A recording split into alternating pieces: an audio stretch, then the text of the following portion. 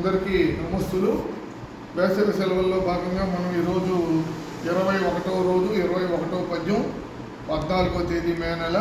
ఈరోజు అకారాది క్రమంలో మనం చాతో ప్రారంభమయ్యేటటువంటి ఈ పద్యాన్ని నేర్చుకుంటాం.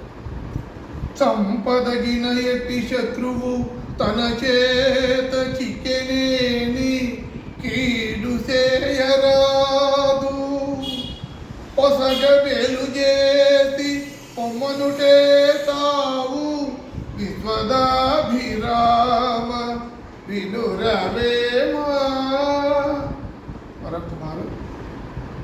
చంపదగిన ఎట్టి శత్రువు తన చేత చిక్కెనేని కీడు చేయరాదు, పొసగ మేలు చేసి పొమ్మనుటే తావు విశ్వదాభిరామ వినురవేమా.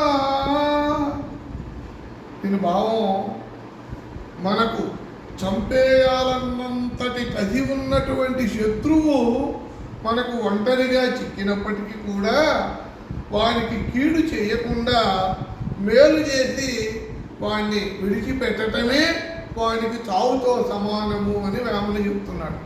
అంటే మనం చంపేయాలన్నంతటి కసి ఉన్నటువంటి వాడు మనకు ఒంటరిగా దొరికితే వాడిని చంపకుండా వాడికి ఇంకా మేలు చేసి ప్రత్యుపకారం చేసి వాడిని విడిచిపెట్టేస్తే వాడికి అదే చావుతో సమానమని వేమన గారు చెప్తున్నారు. నేను చెప్తాను, మీరు అనుసరించండి. సంపదగిన ఎట్టి శత్రువు తన చేత చిక్కెనేని కీడు చేయరాదు, పొసగ మేలు చేసి పొమ్మనుటే చావు.